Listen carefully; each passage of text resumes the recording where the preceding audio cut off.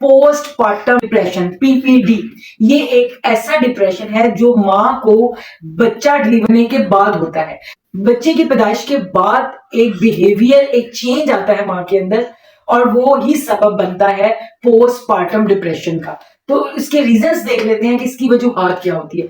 सबसे पहले होता क्या है कि जब बेबी डिलीवर होता है तो माँ की रूटीन ही चेंज हो जाती है।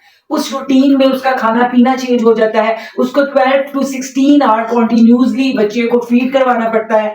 उसकी नींद नहीं पूरी होती। उसको वो चीजें वो खा नहीं सकती जो वो खाना चाह रही होती है।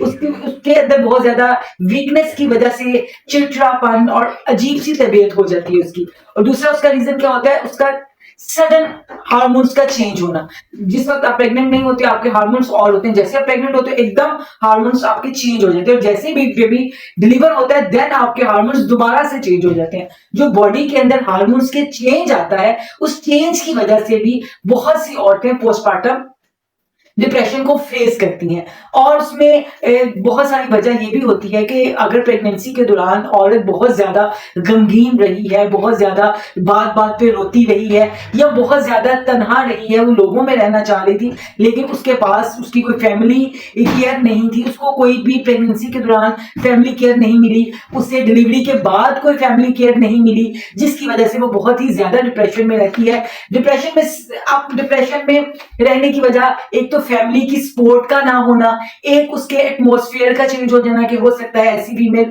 कोई वर्किंग फीमेल है, डिलीवरी के बाद उसकी वर्किंग लाइफ एकदम खत्म हो गई, वो घर में बच्चे के साथ रही, तो क्या होता है कि औरतें पोस्टपार्टम डिप्रेशन के शिकार हो जाती हैं जो कम से कम 2 मंथ्स और ज्यादा से ज्यादा 2 इयर्स तक भी